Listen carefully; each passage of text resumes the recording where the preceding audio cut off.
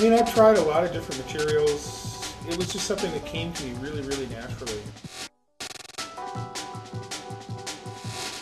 Some of the similarities that probably caught my attention was the play of light through the glass.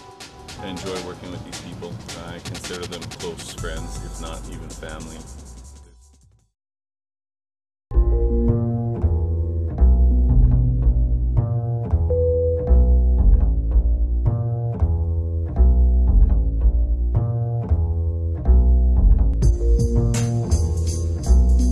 I started blowing glass in the early 90s. At that point I was managing a construction company, working with architects and building pretty boring stuff.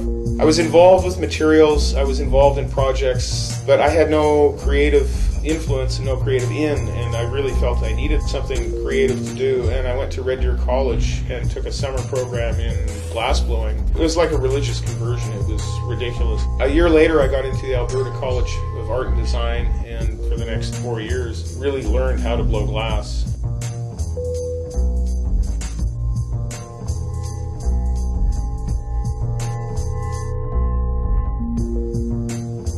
Throughout the years, I sort of played around in different media. I did a little bit of painting in the 80s. But when I ran into glass, I ran into a material that totally baffled me and I was totally hopeless with. It was the ultimate challenge. That was the original attraction, was what's going on here and how can I get control of this stuff. And so I pursued it, and when you do start to get control, the payoff is so great when it actually works for you and you understand why. I think that's what keeps me going, is because it's always giving you a new look, you're always learning something else, and it's fascinating. I was always fascinated by how the glass pieces would catch the light and refract it, or the opaque ones, how the form would reflect my lighting that I was setting up. Designing a glass piece is almost like designing a photograph. Light areas, dark areas, proportion. There's similarities that sort of were a continuation of what I did. Plus the other big factor for me is it's an art form where you really sweat and suffer to make your art. And at the end of a session, when you put a couple of pieces away, that's really gratifying when it's cooled down and you get to hold this thing that you've formed with your own hands.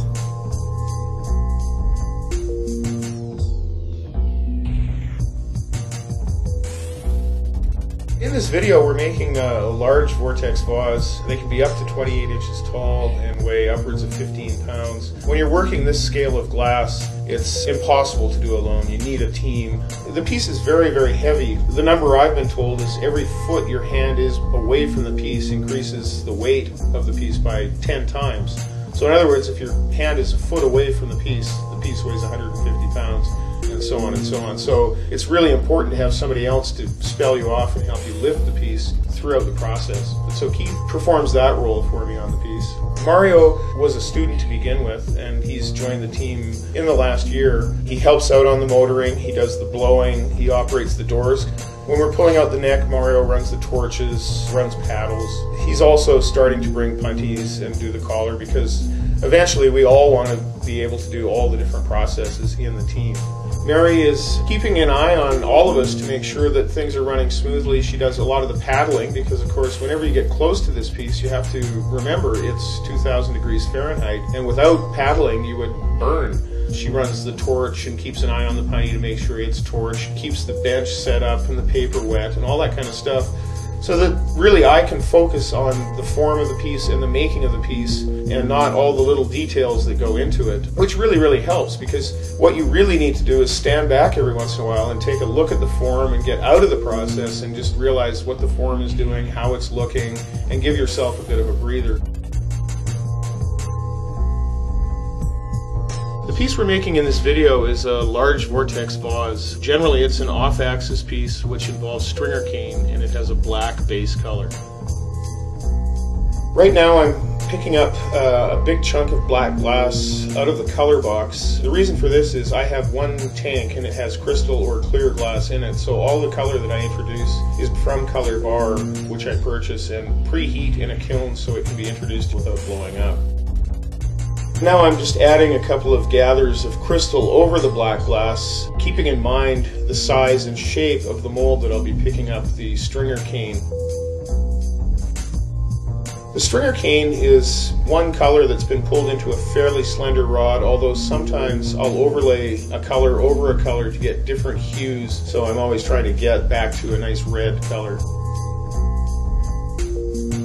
Now I've heated the cane in and I'm starting to twist them on the marver. I'll do this a couple of times and then I'll go to the bench and jack a little marble at the end to finish the twist so all the canes end nicely in a nice tight twist, because that twist becomes the shoulder of the vessel later on and is the focal point of the piece.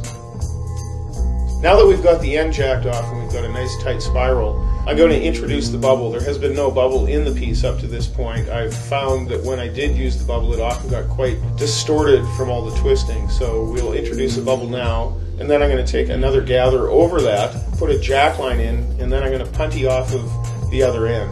Now we're going to break it off the blowpipe, and the next step is to twist the canes where the blowpipe was attached. Once again, taking care to make sure I get a nice tight twist. So we'll jack another marble off where it was originally attached to the blowpipe.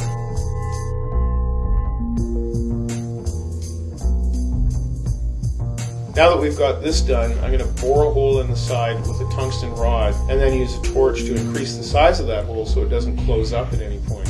Now we're attaching a pipe with a collar, which is basically just glass on the pipe with a hole through it, to the side of the bubble. And we're going to shape this bubble so that it becomes a good shape to gather on. And at this point we're back to normal glass blowing. All these steps leading up to this have just been getting the decoration where you want it to be. So we take a couple more gathers, get it extremely hot, and start blowing it out.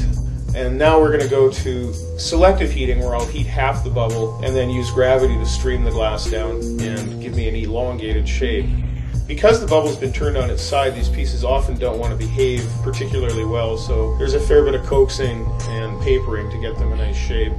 Now that we've done that, we're going to heat just the bottom and press with a wooden paddle to make a bottom on the piece. Now that we've got this part done, it's time for the punty, so we'll punty up and break it off at the jack line.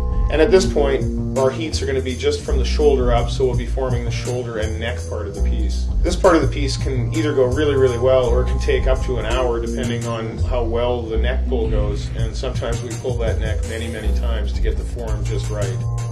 It's kind of difficult putting such a skinny little neck on such a huge piece, because the skinny little neck heats and cools really, really quickly, and we have to keep in mind that we need to keep the mass of the glass, or the body, at a fairly good temperature so it doesn't crack or it doesn't get too soupy and change shape. Once we've got the neck pulled out, we'll torch the end of it just a little bit to heal up any jagged edges, and the piece is done. So we're off to the knockoff box. Add a couple of drops of water on the jack line of the punty and bonk it off.